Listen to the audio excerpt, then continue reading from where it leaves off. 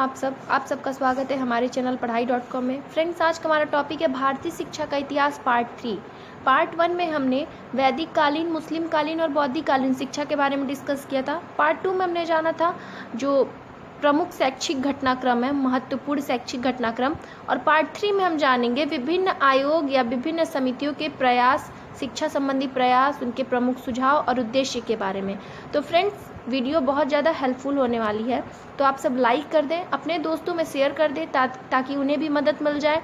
साथ ही साथ अगर आप चैनल पर नए हैं तो सब्सक्राइब करके बेल आइकन को प्रेस कर दीजिए ताकि हमारी सभी नई वीडियो सबसे पहले आप तक पहुंच सके। आप सब वीडियो को लाइक कर दीजिए क्योंकि ये वीडियो या ये जो भी टॉपिक है भारतीय शिक्षा का इतिहास पार्ट 1, पार्ट 2 और पार्ट 3 में ये बहुत ज़्यादा हेल्पफुल होने वाला हमारे यूपी टेट, सी टेट और सुपर टेट यानी कि ऑल टेट्स के लिए बहुत ही ज़्यादा इंपॉर्टेंट है। तो आप सब वीडियो को लाइक कर दीजिए और हम चलते हैं अपनी वीडियो की ओर। तो सबसे पहले आयोग, समिति या प्रयास, दूसरा है वर्ष और तीसरा है प्रमुख उद्देश्य या सुझाव। ये 3 पार्ट्स में बटा हुआ है। हम समिति और जिस वर्ष में समितियों ने प्रयास किया था और क्या सुझाव दिया था उनके बारे में हम जानते हुए आगे बढ़ेंगे। तो सबसे पहले मैकाले का विवरण पत्र, लॉर्ड मैकाले का विवरण पत्र जो 1835 में घोषित हुआ था, उसमें क्या था, शिक्षा का माध्यम अंग्रेजी बनाने पर जोर दिया गया था उस पत्र के माध्यम से। आगे है वुड का आदेश पत्र या चार्ल्स वुड का आदेश पत्र। 1854 में माध्यमिक विद्यालयों में आर्थिक सहायता हेतु अनुदान प्रणाली का सुझाव दिया गया था। भारतीय शिक्षा का आयोग सर विलियम हंटर 1882 माध्यमिक विद्यालयों में आर्थिक सहायता हेतु अनुदान प्रणाली का सुझाव दिया गया था। विश्वविद्यालय आयोग लॉर्ड कर्जन 1902 इंटरमीडिएट कक्षाएं तोड़ने एवं केवल मान्यता प्राप्त विद्यालयों को ही मैट्रिकुलेशन परीक्षा में शामिल होने की अनुमति दी गई थी।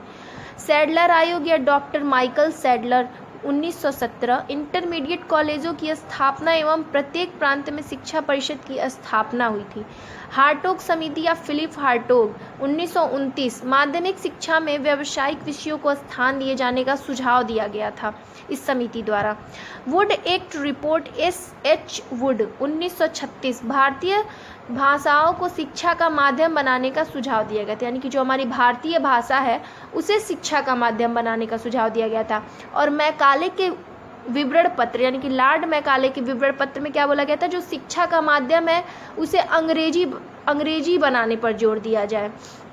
और वुड एक्ट रिपोर्ट द्वारा क्या बोला गया था, भारतीय भाषाओं को ही शिक्षा का माध्यम बनाया जाए। सार्जेंट रिपोर्ट या सर्जेंट 1944 साहित्यिक एवं प्रविधिक विद्यालयों की स्थापना।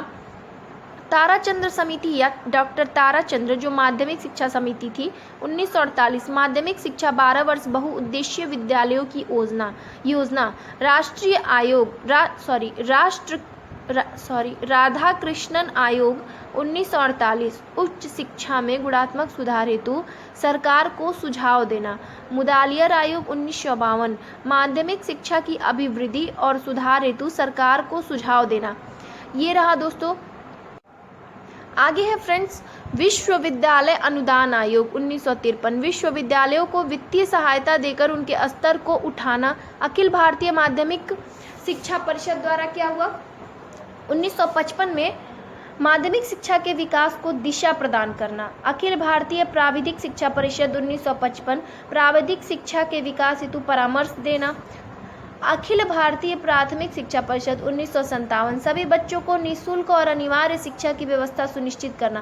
फ्रेंड्स, मैं पढ़ा रही हूँ पर आप इसे सुनने के बाद नोट डाउन भी करें, इसे कॉपी में लिखते जाएं, जिससे आपका एक बार आप सुनेंगे और सुन के लिखेंगे तो आपका रिवीजन भी होता जाएगा और जब आप वीडियो देखने के बाद फिर से इसको पढ़ेंगे तो वो आपको बहुत अच्छे से याद हो जाएगी, आपके दिमाग में अस्थायी रूप से बैठ जाएगी। तो आप इसे सुनने के बाद लिखते चले वीडियो पॉज करके। वीडियो कहीं गुम तो हो नहीं रही है, प्लेलिस्ट में पड़ी रहेगी। आप जब भी वीडियो देखें इसे एक बार लिख लिया करें, इससे कुछ चीज़ें याद हो जाती हैं और जब आप दोबारा या तीसरी बार पढ़ते हैं तो वो चीज़ें बैठ जाती हैं, स्थायी हो जाती हैं।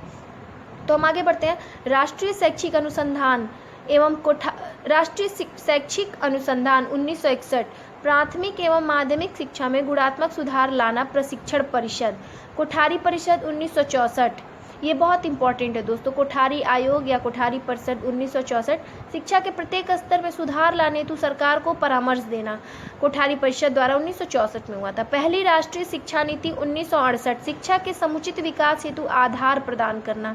राष्ट्रीय प्रौढ़ शिक्षा कार्यक्रम 1979, प्रौढ़ लोगों 15 से 35 वर्ष को कार्यशील साक्षरता प्रदान करना।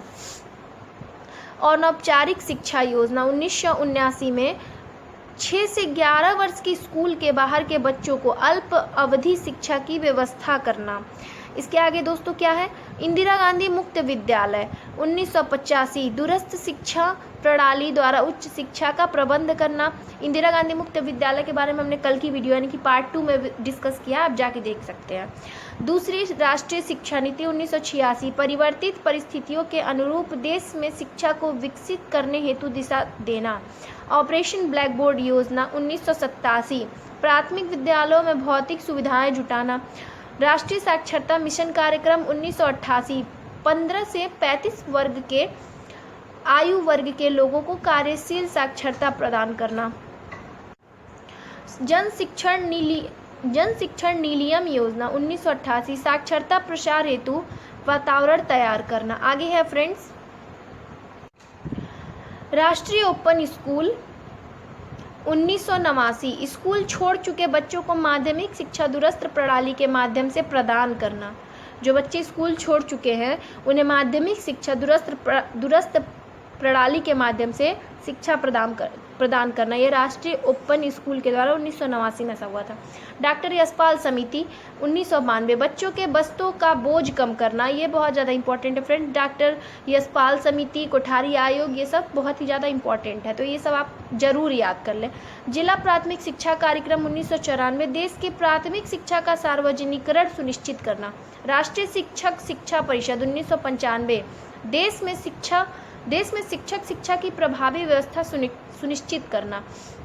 मध्याह्न भोजन योजना यानी कि मिड डे मील 1995, प्राथमिक स्तर पर स्कूल के बच्चों के ठहराव को प्रोत्साहित करना।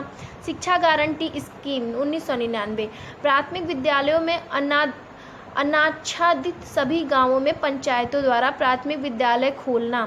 सुभाष चंद्र बोस साक्षरता मिशन कार्यक्रम 2000, देश में संपूर्ण साक्षरता हेतु विशेष अभियान चलाना।